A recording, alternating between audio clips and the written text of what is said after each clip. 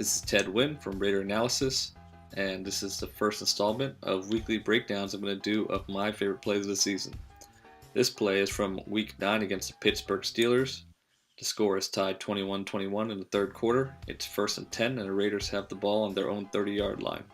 This is my favorite play because it shows Carr's uncommon anticipation and chemistry with Cooper, and also showcases Crabtree's veteran savvy and value to the team. Let's look at the concept.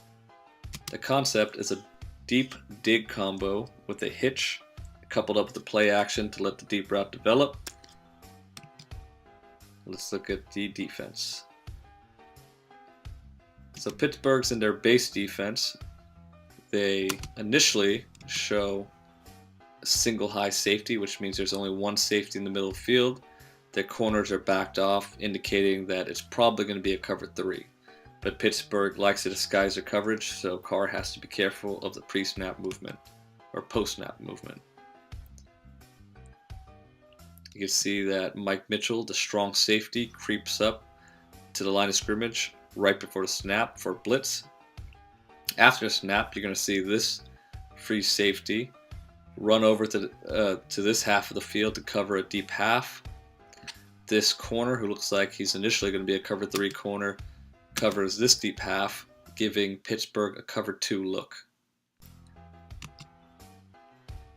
Another important thing to note is that this corner is playing a trail technique on Cooper, which means he's playing on his back hip until he sees something threaten the flat area or sideline. This linebacker here is responsible for the inside wall, which means he's going to take any route coming in his hash. He's actually the defender that this concept is going to attempt to high-low by putting a hitch underneath and a dig behind him. Carr is going to read his movement and throw away from his movement. So a couple things I want you to note about this frame.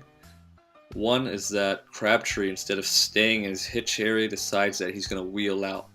So I don't know if this is by design or if Crabtree just sees that he's covered and decides he's going to wheel out.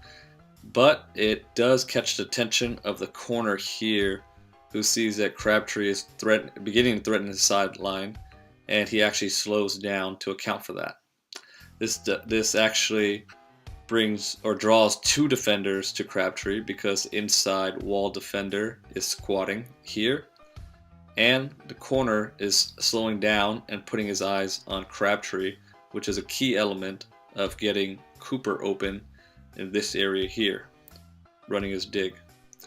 The second thing I want you to notice is that Carr is in the process of throwing the ball already, and to the untrained eye this might look completely covered because Cooper is running inside breaking route, and the corner has inside position on Cooper. He's about 2 to 3 steps inside of Cooper before Carr throws this ball.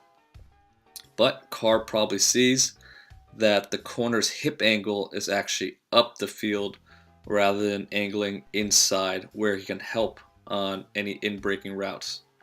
So he trusts that Cooper is going to break across his face and get where he needs to be, which is why he's able to release the ball before the break and while the corner's inside.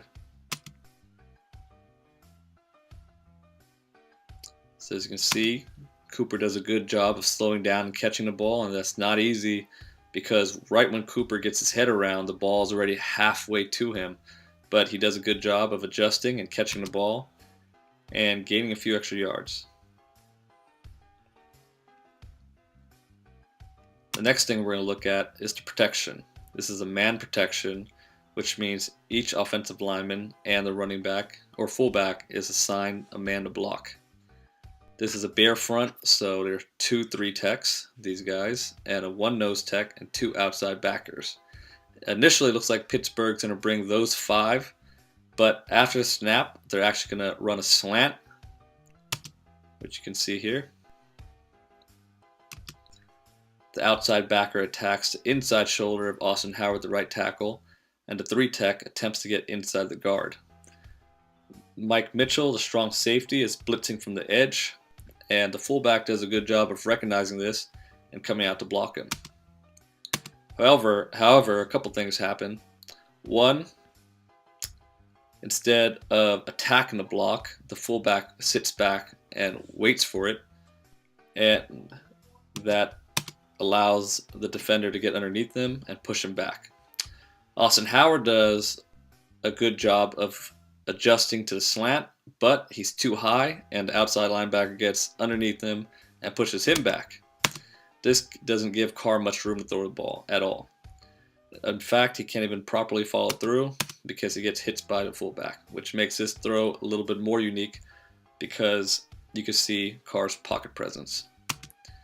But he makes that throw. He makes the throw anyways, and the Raiders get a nice gain out of it. So again, this is my favorite play because it shows Carr's uncommon anticipation, being able to let go of the ball before Cooper is actually open.